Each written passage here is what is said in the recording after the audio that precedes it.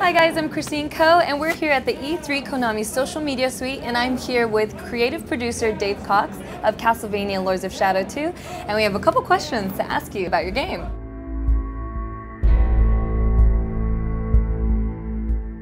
So how has Lords of Shadow evolved since the first game?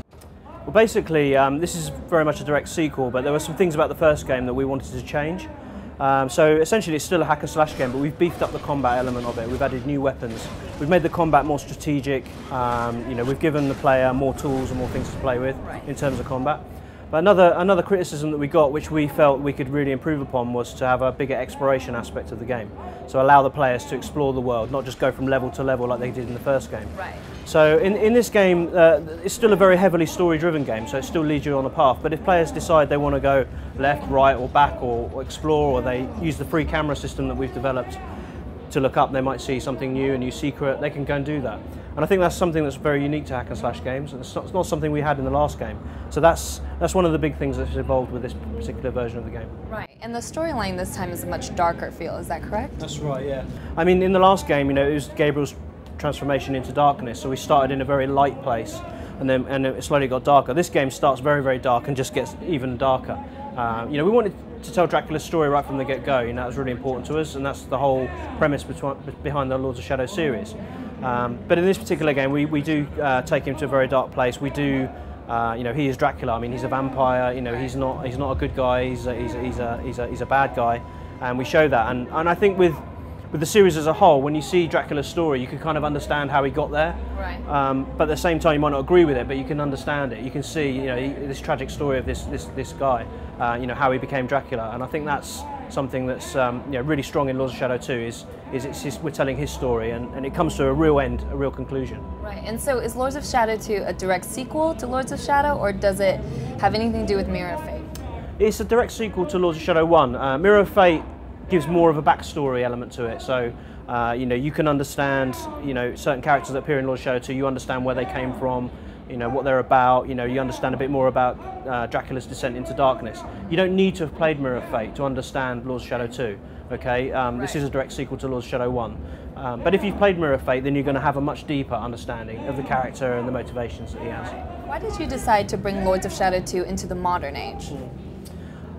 It's funny because when we originally talked about Lords of Shadow and the story of Dracula, we knew that it had to have an ending. And being immortal, we thought, wouldn't it be cool if the ending was, in our time, in present day? And that's not something we've seen in the Castlevania game before, this kind of modern setting. So it was started off as a sort of brief idea that kind of just developed and developed. And as we went through the development process in the first game, we thought, wouldn't it be cool to show this sort of aspect of the story right at the end, sort of give players a tease. So that's what we did. And obviously now we've got the task of actually, creating this modern world. But we haven't done it in terms of, like Chicago or New York. This is a city that's imagined that fits the Castlevania universe. It has statues, it has gargoyles, it has stained glass windows. It takes place at night. This game takes place during one night actually. So it feels like a Castlevania game, but at the same time we're doing something new with it as well. What new powers does Dracula have in Lords of Shadow 2? Dracula, obviously being a vampire, he has some cool vampiric abilities. So he can turn into mist, he can glamour enemies and take them over, he can possess enemies. He can do a few other things which I can't really tell you, but we've got some, if you imagine what Dracula could do as a badass vampire, he can do it. At the same time, we've introduced new weapons as well. So we've got the Void Sword, which actually is on the trailer there. That helps Dracula recoup life.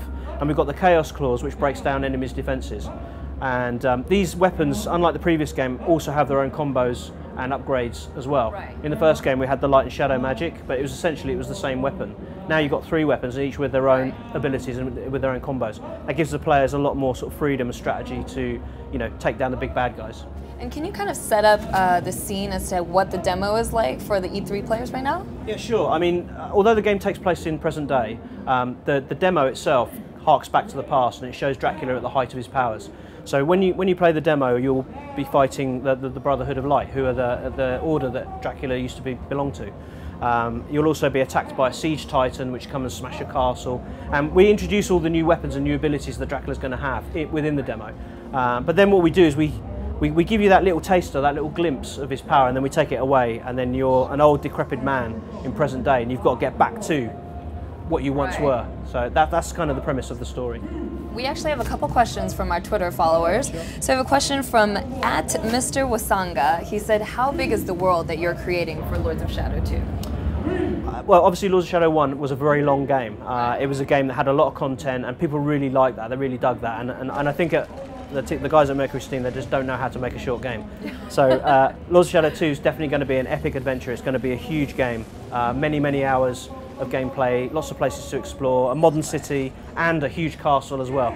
I think players will be really satisfied with the value for money that they're going to get. Especially with the free camera component. Absolutely. That brings a whole new aspect to the game. Yeah, I mean, for example, you know, when you play the game, you might see a grate or you might see an area that you can't reach right now, but when you've got the mist ability or you've got double jump, you'll go, oh, I can go back there. And in this game, rather than reload the level like you did before, you can actually just go back there. You know, it feels seamless, feels like a whole world, and that's something that's really unique in hack and slash genre. That's really exciting. @Hayden Robel, he said, roughly how much of the game takes place in modern day? I would say, well, pretty much the whole game takes place in the modern city. Because you said it's over one day, one night. That's right, yeah. So, but you spend a lot of time in the castle. So you spend about 60% in the modern city and about 40% in the castle. But as I said, the modern city isn't like New York. You know, you're not in Times Square, so it still feels like a Castlevania game. This is an imagined city, so it still has that wonderful architecture, and you know, MercurySteam are bringing their top game to give it that visual flair that we had in the first game. So Dave, tell us what platforms Lords of Shadow 2 is on. It's coming out on PS3, Xbox 360, and PC via Steam. It's going to be out sometime this winter. And yep, hope everyone's looking forward to it. Yeah, well, we're really excited to try it out. Thank you so much, Dave. Thank you. Really appreciate your time. My pleasure. Konami.